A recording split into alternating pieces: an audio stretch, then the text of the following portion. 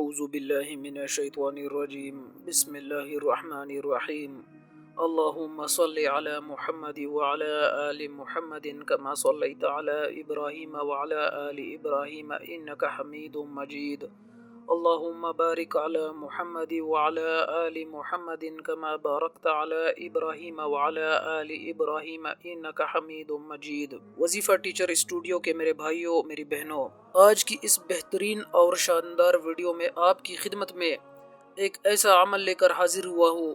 آپ کو قرآن مجید کی سب سے بہترین سورہ، بہت اہم سورہ، سورہ الکوثر کی فضیلت اور اس سے وہ جو برکات آپ سمیٹ سکتے ہیں، وظائف ہو سکتے ہیں، یا اس سے جتنا ثواب آپ حاصل کر سکتے ہیں، وہ تمام چیزیں آپ کو بتائی جائیں گی۔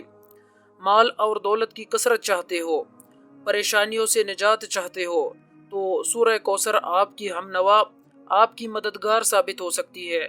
لیکن ویڈیو کو آپ نے مکمل دیکھنا ہے۔ آپ نے سورہ کوثر کے بارے میں تمام جو حقائق ہے آپ کو بتائیں گے۔ چلیے بڑھتے ہیں آج کے ٹاپک کے، باقاعدہ طور پر اس کا آغاز کرتے ہیں۔ سورہ کوثر مکی سورہ ہے۔ بعض روایات میں اس کو مدنی بھی کہا گیا، لیکن مضبوط روایات میں یہ کہا جاتا ہے کہ یہ مکی ہے، اور ہو سکتا ہے کہ یہ بھی اس خدشے کا اظہار کیا جاتا ہے کہ یہ سورہ پہلے مکہ میں بھی نازل ہوئی ہو اور بعد میں ہو سکتا ہے کہ دوبارہ مدینے میں بھی نازل ہوئی ہو۔ یہ سورت جب رسول اللہ صلی اللہ علیہ وسلم پر نازل ہوئی تو آپ منبر پر تشریف فرما تھے، اور اس سورت کو تلاوت فرما کر صحابہ کرام کو پڑھ کر سنایا۔ اور اس سورت میں اللہ پاک نے رسول اللہ صلی اللہ علیہ وسلم کو مخاطب کیا ہے، جیسا کہ علم نشرح میں۔ اور اس سورہ کو رسول اللہ صلی اللہ علیہ وسلم نے انتہائی مشکل حالات میں استعمال کیا، یعنی کہ جب بھی پریشانیاں ہوتی، جب بھی جنگ و جدل کا ماحول ہوتا، تو اس سورہ کا زیادہ سے زیادہ اس کی تلاوت کی جاتی ہے۔ صحابہ کرام نے پوچھا، یا رسول اللہ صلی اللہ علیہ وسلم، کوثر کیا ہے؟ آپ نے فرمایا کہ جنت میں ایک نہر ہے جو دودھ سے زیادہ سفید اور حد سے زیادہ صاف ہے۔ اس کے اطراف میں در و یاقوت کے کبے ہے۔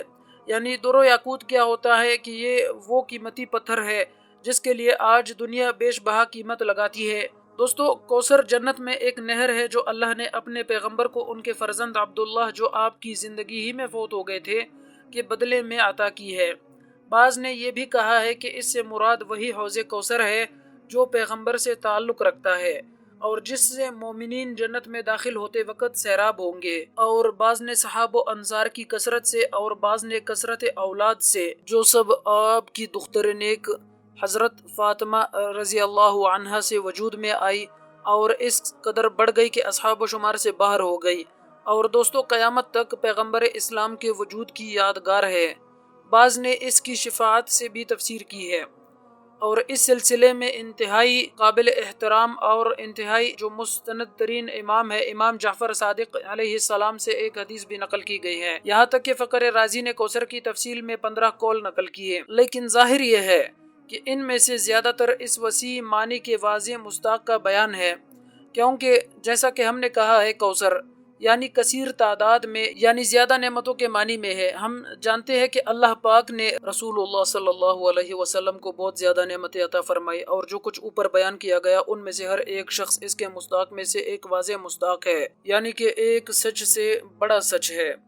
اور اللہ تعالی نے انسانوں کو جتنی بھی نعمتیں عطا کی، ہم سمیت ہم سب کو، بنی نوح انسان کو، ان سب کو اگر کوثر سے تشبیہ دیا جائے تو کم نہ ہوگا۔ یعنی قرآن کی اس چھوٹی سی سورہ میں اللہ تعالیٰ نے اس پوری کائنات کے نعمتوں کو سمیٹ کر رکھ دیا، اور بنی نوح انسان اور امت محمدی صلی اللہ علیہ وسلم تک اس کو پہنچا دیا گیا۔ تو اب آپ کو اس سورت کی فضیلت تو بتا دی گئی، اب سورہ کوثر سے ہم کون کون سے فوائد سمیٹ سکتے ہیں؟ قرآن مجید کی تلاوت کا جو فائدہ وہ تو ہمیں ہے ہی ہے، لیکن اس کے علاوہ بہت سے وظائف اس میں ایسے ہوتے ہیں۔ قرآن کی ہر آیت میں شفا ہے، لیکن کچھ مخصوص آیات ایسی ہیں جن کو احادیث کے ذریعے، جن کو اماموں کے ذریعے ہم تک پہنچایا گیا، کہ جنہوں نے ہمیں اس میں سے وظائف بتائے اور ان وظائف کو کرنے کی اجازت دی۔ میرے بھائیوں، میرے بہنوں، سورہ کوثر قرآن کی مختصر ترین سورہ ہے، ہم سب جانتے ہیں، مگر فوائد کے حساب سے یہ کثیر اثرات کی حامل سورہ ہے۔ ایک آپ پوٹلی بنا لے جس پر سورہ الکوثر پڑھ کر آپ دم کر لیا کرے، اور اس میں پیسے ڈالتے ہوئے اور نکالتے ہوئے سورہ الکوثر پڑھ لیا کرے۔ اس سے آپ کے مال میں اور اس خیر و برکت میں اضافہ ہوگا۔ پوٹلی سے مراد آپ کا پرس بھی ہو سکتا ہے، آپ کا والیٹ بھی ہو سکتا ہے، آپ کا دراز بھی ہو سکتا ہے، اور ایسی کوئی بھی جگہ جہاں آپ اپنے زیورات اور پیسے رکھتے ہیں۔ تو جب پیسے رکھے سورہ کوثر وہاں پر پڑھے، اور جب پیسے نکالے تو سورہ کوثر کی تلاوت کرے۔ اللہ تعالیٰ غیب کی مدد سے آپ کے مال میں برکت ڈالے گا، اور ظاہر سی بات ہے کہ جب اللہ کی برکت آپ کے مال میں شامل ہو جائے تو آپ کے مال کے اندر اضافہ ہوگا۔ میری بہنوں، اگر آپ کو کوئی بیماری ہے اور اگر آپ کو دورے پڑتے ہیں تو آپ پھر یہ کر سکتے ہیں کہ روزانہ صبح شام آپ 3 مرتبہ سورہ فاتحہ پڑھ کر دم کر لیا کریں۔ قرآن مجید میں تمام بیماریوں کا علاج موجود ہے، مگر اس سے فیض حاصل کرنے کے لیے ہمارا قرآن پر یقین اور جو ایمان ہے مکمل، وہ ضروری ہے۔ سورہ کوثر بیماریوں کے علاج کے لیے پڑھا جائے تو شفا کا بہت زیادہ امکانات ہے کہ اللہ پاک آپ کو شفا دے گا۔ اللہ تعالیٰ قرآن مجید میں بیان فرماتے ہیں کہ شفا بالکل اللہ ہی کی طرف سے ہے، یعنی کہ اگر اللہ پاک کی مرضی نہ ہو تو پھر دنیا کی کوئی میڈیسن، کوئی کیمیکل، کوئی دوائی یا کسی قسم کی ادویات، انجیکشن آپ کو شفا نہیں دے سکتے۔ اس پر تو ہمارا ہر مسلمان مرد اور عورت کا ایمان ہے۔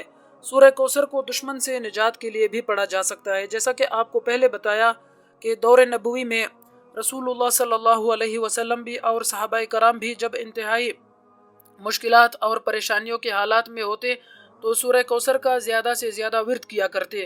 دشمن کو دفع کرنے اور اس کے شر سے محفوظ رہنے کے لیے باوضو اول اور آخر درود شریف 11 مرتبہ پڑھنے کے بعد 313 مرتبہ سورہ کوثر کی تلاوت کرے، اور سورہ کوثر کی ہر تلاوت کے بعد آپ نے 1 مرتبہ اپنے دشمن سے نجات کا جو تصور ہے اپنے ذہن میں آپ نے رکھنا ہے۔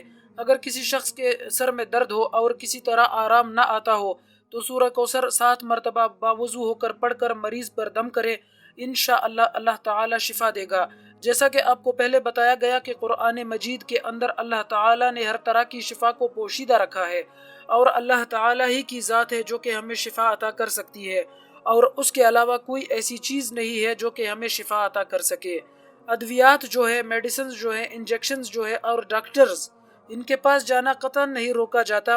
رسول اللہ صلی اللہ علیہ وسلم خود بھی اپنے علاج کے لیے طبیب کے پاس جایا کرتے تھے، اور طبیب کے پاس جانا حکمت ہے اور اللہ تعالیٰ کے نبی کی سنت بھی ہے۔ تو اسی لیے بعض لوگ صرف قرآن کی آیات کی تلاوت کرتے ہیں اور طبیب کے پاس جانے سے کتراتے ہیں، تو یہ طرز عمل بھی غلط ہے۔ آپ دیکھتے ہیں کہ رسول اللہ صلی اللہ علیہ وسلم نے دونوں طریقہ کار اختیار کیا اور امت کو پیغام دیا کہ آپ کو دنیاوی طور پر بھی ہاتھ پاؤں مارنے کی ضرورت ہے، اور روحانی طور پر بھی قرآن مجید کی صورتوں سے آپ فیض حاصل کر سکتے ہیں۔ تو اس پوری بات چیت کا، اس پوری ویڈیو کا، اس پوری بات کا لب لباب یہ ہے کہ رسول اللہ صلی اللہ علیہ وسلم کی جو سنت ہے اس کو مضبوط طریقے سے پکڑا جائے، قرآن کریم کی صورتوں سے جو پورے فیض ہے ان کو سمیٹا جائے، کہ جب ایک چیز ہمیں مہیا کر دی گئی ہے، ایک چیز ہمیں فراہم کر دی گئی ہے، تو پھر ہم کیوں اس سے فائدہ نہ سمیٹیں۔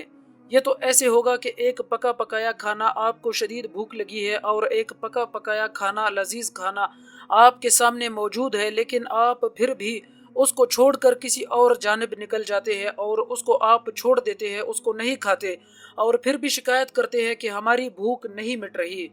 تو یہ طرز عمل کسی صورت پر بھی معقول نہیں ہے، فائدہ مند نہیں ہے، آپ کے لیے بہتر نہیں ہے۔ تو اس کو آپ ترک کیجئے، قرآن کریم کی صورتوں کے فضائل آپ کو بتائے جا رہے ہیں، اسلامک جو ویڈیوز ہے۔ ہماری کوشش یہی ہے کہ رمضان سے پہلے آپ کو صورتوں کے فضائل کے بارے میں جو ویڈیوز ہے وہ مکمل کر دیے جائے، اس کے بعد رمضان المبارک کے حوالے سے جو ویڈیوز کو اپلوڈ کرنے کا سلسلہ ہے وہ شروع کر دیا جائے۔